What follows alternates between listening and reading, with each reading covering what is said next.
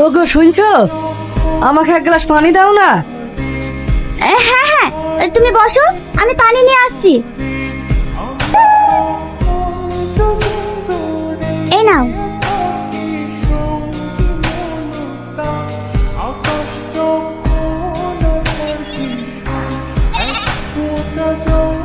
মা, পানির টেস্টে আমার বুকটা ফেটে যাচ্ছিল।